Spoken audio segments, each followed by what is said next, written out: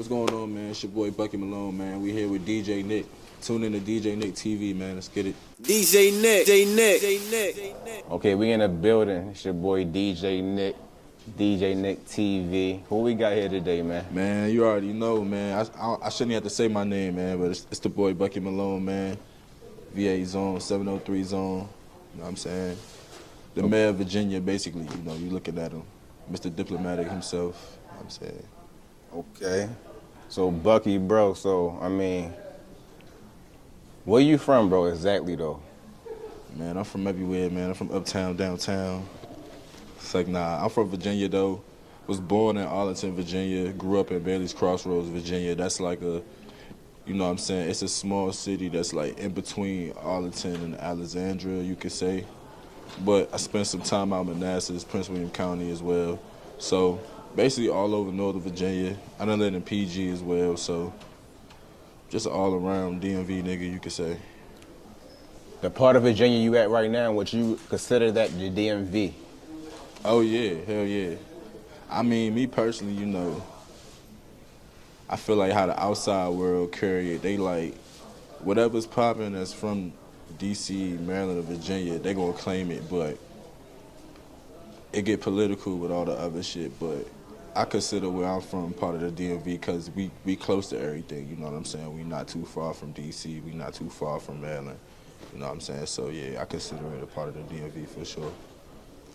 Okay, like, what is the DMV scene like? Like, do you consider yourself as a DMV artist, or you just do your thing? You're strictly a Virginia artist? I mean, it's all the same thing. You know, I'm from Virginia. You know, I'm a rep Virginia all day.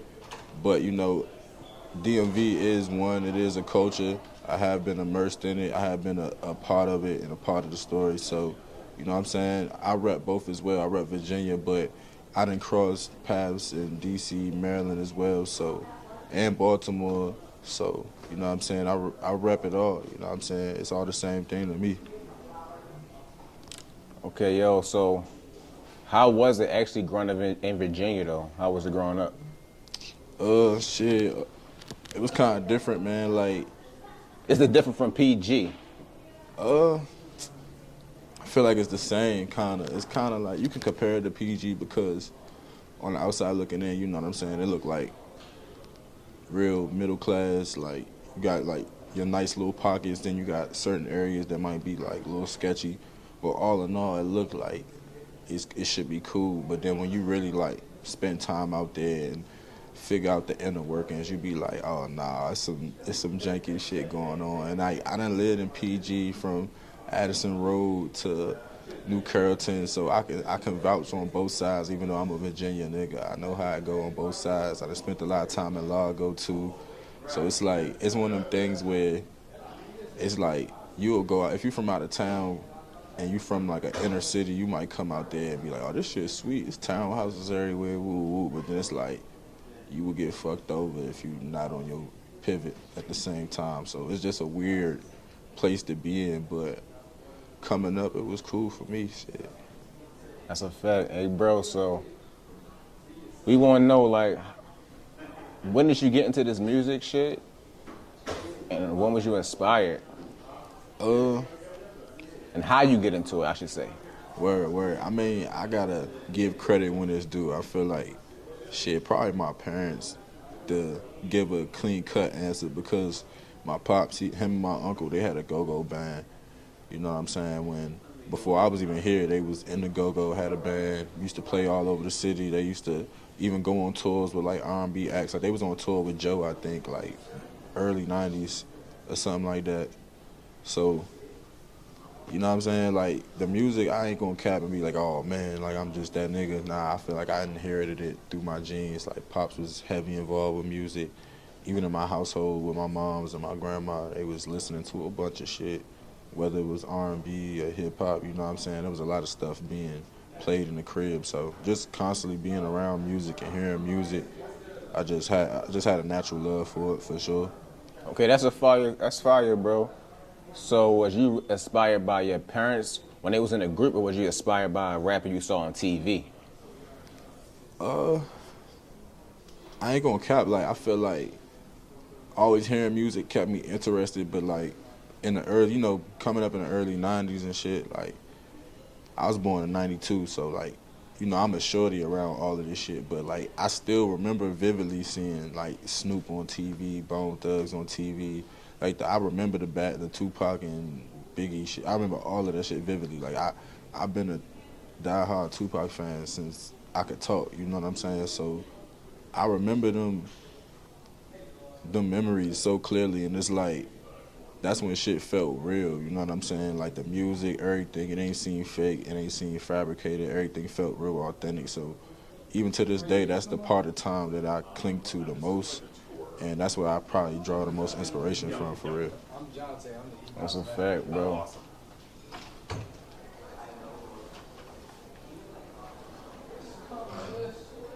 Okay, we talked about when you was inspired. I mean, you've been in the scene for a little while, right? Yeah. When you start taking it real serious? Shit. I feel like I started putting out music like in 2006, and I was like probably like 14 or something like that. Like I was a shorty, but like I was recording mixtapes, getting like album art made for them and all of that, and like you know what I'm saying, kind of just dropping it, and like this is like before niggas was on platforms and all that. This was like LimeWire, Media Share days, so I would literally just upload my shit on Media Share, drop the link, and then by the end of the day have like 1,200 downloads and shit, and just be like feeling like, damn, I made it, woo woo, you know what I'm saying? But even making burnt CDs, pass them out to like my friends and shit, even people I didn't know, just giving them out, wasn't even selling them, just was trying to make sure everybody had access to them, and that's kind of where it started at for real. So around like 14, but I ain't start buzzing, I say. Niggas ain't really start taking notice until like 2010, 2011, because around the time it was like nobody was taking rap. Let's just say that, right? Nobody was taking rap seriously at all around this time. Like 2010, 2011, in this area, nobody gave a fuck about rap, bro. Unless you was really passionate about music and what you was doing and was been involved, nobody was really jacking that shit. Like, especially out here, it was all about go-go. So, like, around this time when I started buzzing, like locally you could say, and people was hearing my name and I was getting put on bigger shows and stuff, it was like 2010, 2011. And the artists that was popping around the time, I would say it was like Trel, Wale, of course, Fat Trel, light shows, the light shows, artists around that caliber, like, were the artists at that time that was lit. And me, I was, like, one of the very few from Virginia that was, like, known and respected and shit at that time and rubbing elbows with everybody. So it was around that time where it started blossoming, like 2010, 2011. Okay, if you know about Bucky and Malone, you can see him in a lot of older Slutty Boy videos back in the day. Like, how did you meet the Slutty Boys and Fat Trel, and how did you get to that studio session? It's a studio session with Young Bleach. Mid-East and shit, yeah. Yep. Go ahead, tell me about that. Man, basically, like I said, it was, at this time, bro, the hip-hop community was scarce. Like, the only, like, person that was really mainstream with it at the time was Wale, you know what I'm saying? And at the time, he was trying to bring cats along. Like, he was rocking with Trel real heavy, and Trel was, like, at that time, Trel was hot as fire, you know what I'm saying? And really, my man Chris Beats, shout out Chris Beats, producer Chris Beats, he had been already kind of rubbing elbows with Trel and the Slutty Boys and Light Show, and me and Chris, we like this. So with us already being on the Virginia side and having our buzz and momentum going on that side, it really was like kind of like we just met in the middle with them, start hitting the studio and shit. It was plenty of times we was in like 10-hour sessions with them niggas just all day, smoking, playing beats. Niggas is hopping in and out the booth. At this time, I'm like 19, so I'm just sitting back smoking, observing, watching it all. But it really just came about just like everybody just already knowing of each other, you know what I'm saying, and having a mutual respect. Like, I remember before even meeting them, talking to like the Slutty Boys and Trel and all of them like online. And then eventually, you know what I'm saying, through my man Chris Beats, we all just ended up in the studio working and shit like that. We ain't never recorded no songs. Like, me being young, I ain't gonna cap, like, I would, you know what I'm saying, when you young, you just be stuck in your ways. I was just kind of happy to be a part of the moment, you know what I'm saying? Like, Observing. had bangers out and all that, and just wasn't even geeking to be like on songs with niggas. Like, I had plenty of opportunities to do this and that, Gleesh, Trel, all that. We always in the studio, but you had to just be there to see what I'm talking about. It was just so much going on that I was just like kicking back, like, man, you know what? I'm cool with just being here, smoking and shit, kicking it, just talking to everybody there. I think Phelan G, who was on the Bad Girls Club, she used to be in there kicking it with us and shit. So it was just a vibe, bro. But like, that was young Bucky Malone, not thinking about the business. Like, now, you know, a nigga like, as soon as I'm in the studio, you can't take me away from the boards, you know what I'm saying? Maybe to get something to eat real quick, but that's it. But then it was just like, I ain't gonna lie, it was like a big ass party. I ain't gonna cap. Yeah, that's a fact, bro. That's a fact. That's the back in the days when Lean was going crazy. The Oh, Zans, man, I ain't gonna, you know, all that. I ain't gonna speak on nobody's business. Them niggas got kids and shit now, man, but niggas was turned, man. I ain't gonna lie, it's a different time. That's a fact. I already know about them days. All right, we're going to fast forward your career. We're going to fast forward your career a little bit right here. So, I seen you personally working with Icytwat before everybody, before he was even blown That's up. a fact. From Divine Cancel. I'm saying it right? Yeah, Divine Council. Them might have been the only niggas, because, you know, he was in Divine Council in the beginning, you know what I'm saying? So, they might have been, I feel like it was Divine Council and probably like Golf Money, if you're familiar with Golf Money. They was like working with Twat probably around the same time or like right before, but I know it was all around that time though, like 2014, something like that. That's a fact. So how did you meet Icytwat? Man, to keep it 100, my nigga Rob Gallardo, shout out Rob Gallardo, I'm cooling at this nigga crib. We in New York and shit. This when he was in New York at the time. We in his crib, him, my nigga Marquise. We in there blazing, you know what I'm saying? High as hell, and he got the SoundCloud on. He just letting that shit run, so random shit coming on. And like, just like these beats kept coming on back to back, and them shits was hard as a bitch. Like, I ain't never heard nothing like it. So I'm just like, smoking the shit like, hey, Rob, what the fuck is this? Rob like, nigga, that's, you don't know, nigga, that's Icytwat. Ooh. I'm like, Icytwat? I'm like, you know, bro? He like, I don't really know him, but you know, I know him. Like, we be talking, we be chopping it up. Like, so I'm like, shit, nigga, you might have to make that connection, you know what I'm saying? But he was like, just hit him, bro, hit him. He, you know what I mean? He cool, hit him. So I was like, you know what? As soon as I get the VA, I'm hopping on one of these shits. So I had got the beat off of SoundCloud. As soon as I got back home from New York, hopped on it, laid it down, and that ended up being the Dirty Bitch freestyle. And I dropped it on SoundCloud probably like a few days after I laid it down. And then Icytwat hit me like, nigga, that shit fire. Nigga, I already ran that bitch back like 5 times. We followed each other, locked in. And it was a rap ever since. We recorded like 3 or 4 tapes together after that. You know what I'm saying? And in between that time, he was taking off, I was taking off and shit like that. So like, yeah, the rest was history. That's a fact. When he was taking off, I'm kind of like, you kind of put me on Icytwat for real, really. I heard a few people say that. Yeah, because I never heard it, dude. Bro been out here going crazy. Like, I don't, like, this how crazy it is. When me and him first started working together, he was sending like beats and shit. He was in high school, nigga, like in school sending me beats, nigga, off the Wi-Fi, like, or he'll be suspended or some shit, like, cause that nigga used to be bad as fuck in school. He'll be suspended or some shit and be at the crib. I'm like, hey, bro, I'm about to shoot you some bread. Send me some beats real quick. He like, all right, bet. Ooh, how many? Nigga, what? Hour later, shit's in the email. We was fucking them up, bro. We probably dropped like, in a short period of time, we dropped them 3 tapes together. We dropped Sprinkles, Mild Sauce and Harold's, and it's another tape, man. What's the fucking, it'll come to me, bro, but we got a bunch of fucking tapes. We got a bunch of songs together. Shit crazy.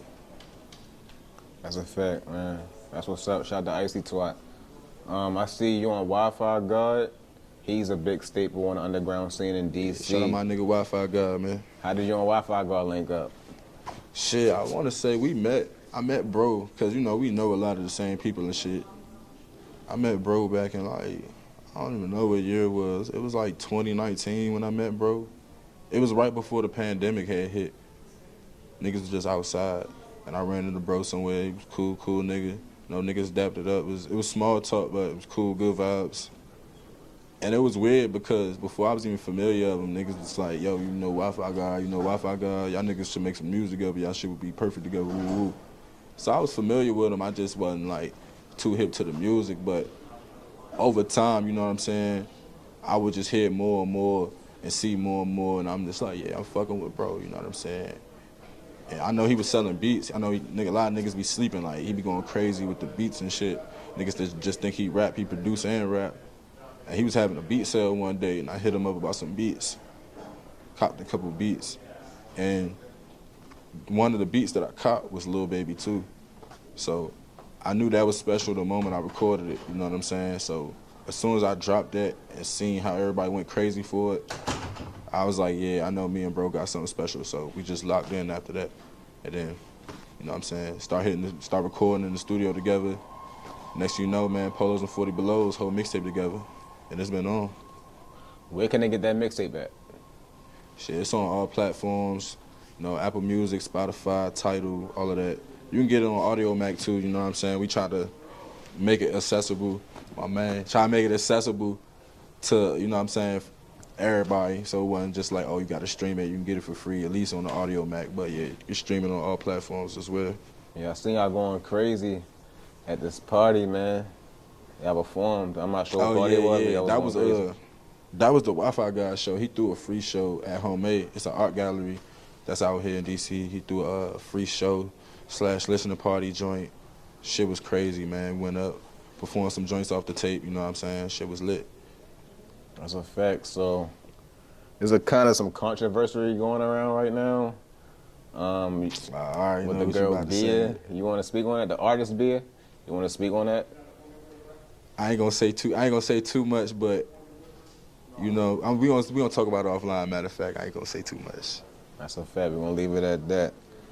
So I mean, you from VA, right? Yes, sir. So if you had a choice to sign with Pharrell or Timbaland, who are you picking first?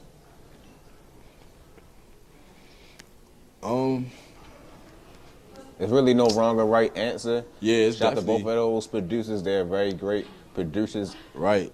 Those is like two titans, honestly. I probably say Pharrell though, cause that's more like the Neptunes, Pharrell and Chad. That's more like my speed. But I rock with Timbaland though. If you had to sign with an artist, any artist you wanted right now, who would you sign to? Or you just stick on the independent side? I don't know about signing to an artist, but yeah, I mean, I ain't opposed to signing. I would sign to a label if it made sense, but an artist, man, I feel like if it ain't a big dog, you know what I'm saying, it don't make sense, you know what I'm saying? Because if it's an artist that's still current and releasing, they never going, I don't want to say it like they never going to want their artist to be bigger than them, but, you know, it is what it is. So it don't really make sense to sign to an artist to me, but I'm down for like a label partnership type situation, you know what I'm saying? It just all depends on what it is. Yeah, we know Bucky and Malone be traveling heavy all through the DMV from VA. You can see him in PG, you can see him in DC, you can see him in Baltimore. So it's the big question, who got the best chicken boxes? Would you say Baltimore got the best chicken boxes or Washington, D.C. got the best chicken box? Probably DC, bro. I ain't gonna lie. But I mean, y'all got the and I'm like, I ain't gonna cap. Y'all got everything else, bro. Like, I ain't gonna lie. When you go to Baltimore, niggas is eating good. Like, it's a bunch of options and shit like that. I just got put on game probably like a few years ago, cause I ain't gonna cap. I used to be in Baltimore when I was a kid. You know what I'm saying? I just recently started like venturing out that motherfucker more so often over the last few years. So it's like I've been getting hit as time go on, but I'm gonna say DC for now until I stumble across some. But Baltimore got some shit too though. VA ain't got nothing though, honestly. I ain't gonna cap. Unless you like deep VA, like you know what I'm saying, 7-5, maybe Richmond, but like Northern VA is just like, you know what I'm saying, they don't care. It's DC up the street. Everybody going to DC for shit. That was my next question for you. What was the best food where you at right now? But it's all nothing, cool. bro. It's nothing special. It's all fucking whatever you can get anywhere else, bro. I'm trying to think. We got Cookout, bro. That's it. That's not crazy. even I know you special. had Cookout. Who are your top 5 artists of all time? Top of all time? All time could be anybody. It could be new niggas. It could be old school. My list been changing up lately, man. I ain't gonna lie. If you'd have asked me 5 years ago, it'd have been different. But right now, currently, I have to say Pac, of course. Pac number 1. Number 2, it's cliche, but I'm gonna go Biggie. So those first 2 spots is locked, Pac and Big. Number 3, I'm gonna say Ye at number 3, Kanye. Number 4, this one to get tricky. Number 4, I'm gonna say Hove. You know what I'm saying? And really, it's neck and neck with Hove and Ye. They switch positions. You know what I'm saying? Pause. Every once in a while, sometimes Hove might be 3, Ye might be 4, but right now I'm gonna say Ye at 3, Hove 4. 5, I'm gonna say I gotta say him because they probably influenced me out of anybody. But 5, I'm gonna just say Busy Bone randomly. Just cause, not even randomly, cause he's supposed to be there, but Busy Bone from Bone Thugs and Harmony, cause as a group, they inspired everything I do. Nah, I like that pick. I like that answer. And he my favorite member in the group, so I'm gonna say Busy Bone at 5. And if I get a 6th round pick, I'm gonna say 50. Okay. That's fire, bro. So, what's upcoming for Bucky Malone? Oh man, we got the tour coming up. The Mr. Still the Show tour, you know what I'm saying? Starring me. I have some special guests with me, of course, but it starts June 8th at Pod Shop DC. You know what I'm saying? Get them tickets ASAP. We coming to Baltimore, too. Coming to Baltimore, VA Beach, Richmond. We're going to be unrolling. We're going to be unveiling more cities as time go on, but that's the first 4 we coming out with. Yeah, you know DJ Nick TV in the building getting that good pull footage. Pull up, man. The Crown, sure. man. We in there. We'll be there. You know what I'm saying? For certain. But, I mean, more music, of course, more music videos.